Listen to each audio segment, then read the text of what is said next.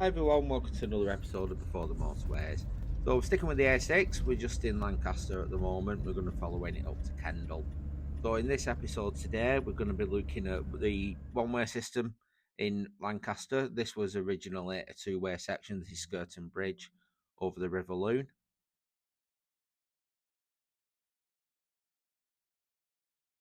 Looking further up towards Carnforth, where the road has been widened, it's now a dual carriageway section. Heading towards Kendal, we're going to drive as much of the original route as we can until we literally get to the end of the road. And again, sticking to the original route, end up driving through some random forest. So like I said, we're just in Lancaster at the moment, just turning right into Penny Street, so this is the original 1923 route. Still accessible for a certain amount of its length, but as usual in these city centres or town centres, we get to a pedestrianised bit. So we're going to follow it down, we're going to turn right here because we have to, park up the van and go for a wander. Penny Street, Lancaster. So as you can see now, it's just your typical city or town centre, but it's just completely pedestrianised, lots of different shops, etc. So looking at it from above, Penny Street runs down the middle of the picture there. At the time of filming, there was an event going on, so you can see some different coloured stalls. Bit high with the drone because there was some signal issues. So just following it down, see it's just typical city centre with the older buildings. One thing I did notice in one of the local chip shops was this picture. This is Penny Street back in 1955 when you can see the pre-war boys sign there guiding towards A6 Kendal. So I'll follow it down, see where it takes us.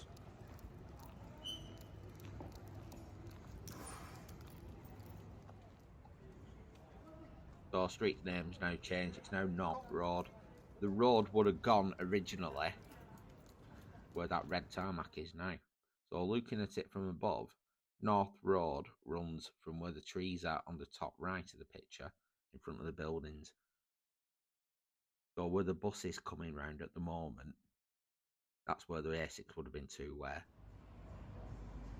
So looking at it now, the road would have originally gone, like I said, where the flower planters are. Right. Now this view here is still the A6, but now because of the one-way system, it's southbound only. This would have been two-way traffic at one point. So looking at it from above, see that it's the A6, but it's now southbound only, like I said. That would have been two-way traffic.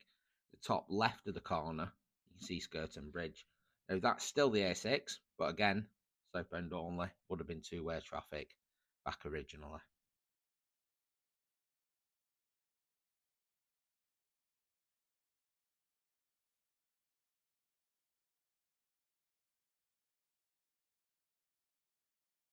So the original route here would have bent left and over the bridge, over the River Lune, and then continued up towards Carnforth.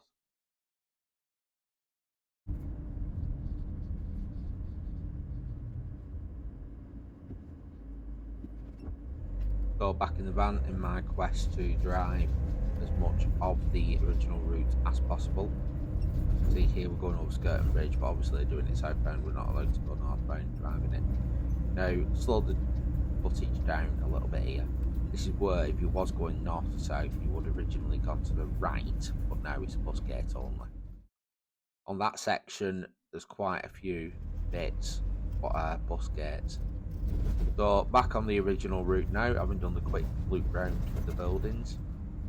So this would have been two-way traffic, as I keep saying, but it's now southbound, still the A6, and it would have continued where that white car's just gone.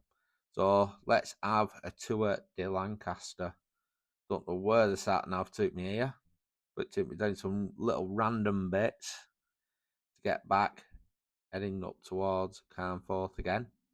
This is going to show you the new route of the A6, that's Greyhound Bridge that was opened in the 70s.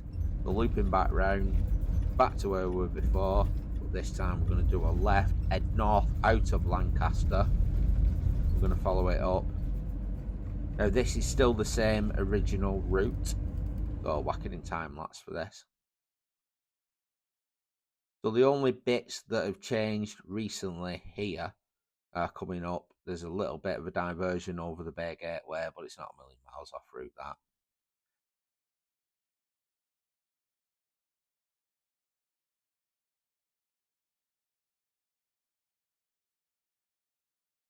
Next stop, Bolton Le Sands bypass.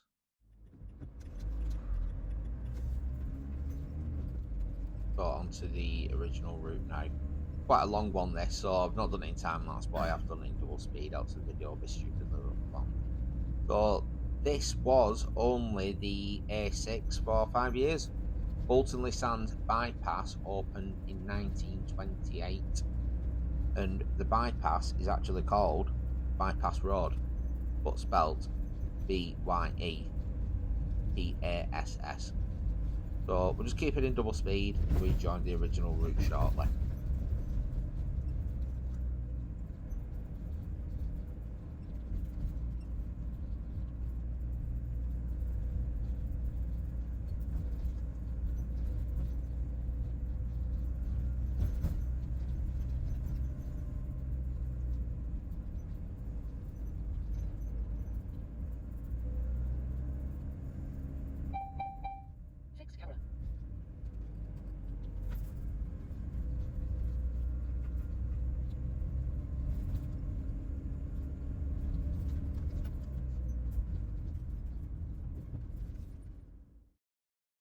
So back on the original route, which is still the current route now.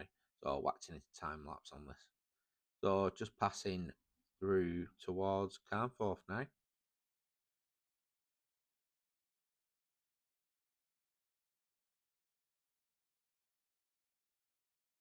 We're in Carnforth village centre now.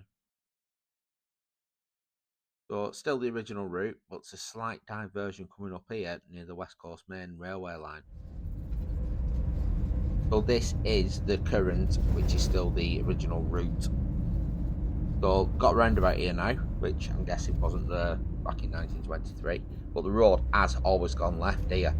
Now this was originally two-way traffic, and it goes under the West Coast Main Railway line. So I'm going to put a picture up from the drone now.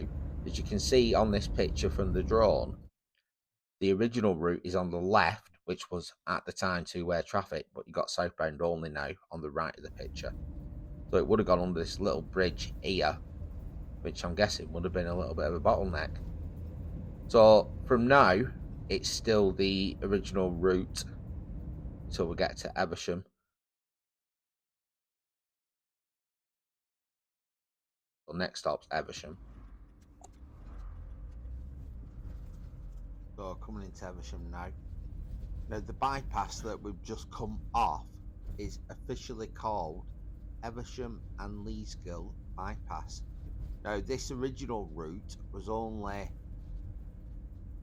numbered the A6 for 4 years because the bypass was built in 1927, and nice little village this.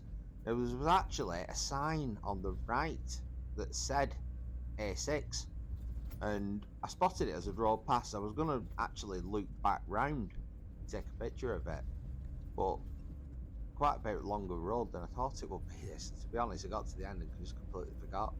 So we're going to run it in double speed, get to the end, and then we'll do a right.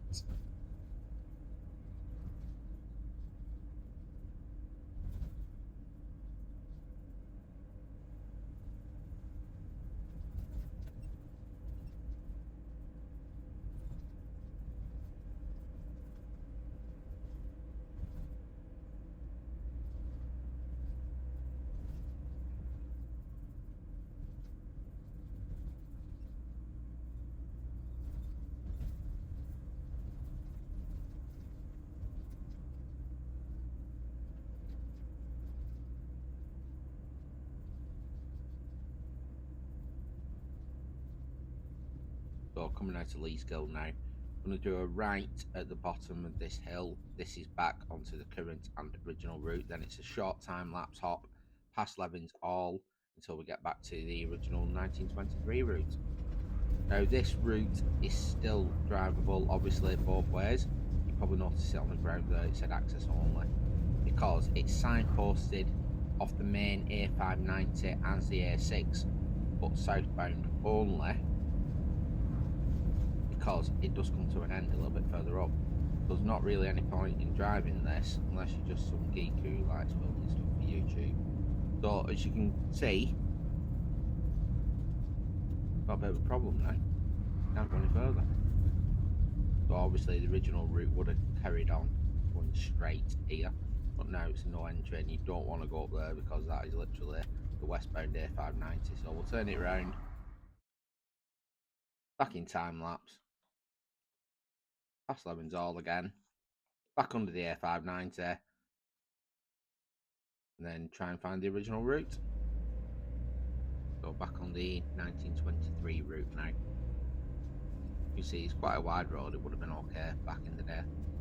So I'm going to follow this along. There's not much down here now. You've got this pub on the left. This is called the Strickland Arms. The road now just leads to a National Trust property. If I've got the pronunciation wrong, I apologise. It's Sizergh Castle. You can see here. Go through the gates.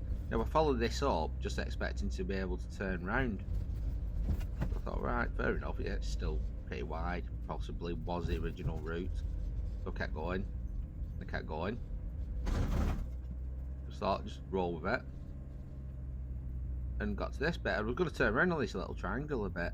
But then I saw somebody come down from the left and take this route to the right. Now, this is not the original route, from what I can see on the old National Library of Scotland maps. But it did run roughly along this, and this is coming back now onto the A591. So this has obviously overruled the original route. It would have been under this dual carriageway somewhere. So we'll come off here, loops around for Kendal, and this is back now on the current and original 1923 route. So I'm going to leave it here for that one. So the next video is going to be from Kendal, possibly up as far north as Carlisle to the end, because I don't think there's much change up there, but I still want to drive as much of it as possible. So if you like the video, appreciate it if you could like, subscribe and share. Thanks for watching everybody, and I'll see you again in the next one. Thanks everyone.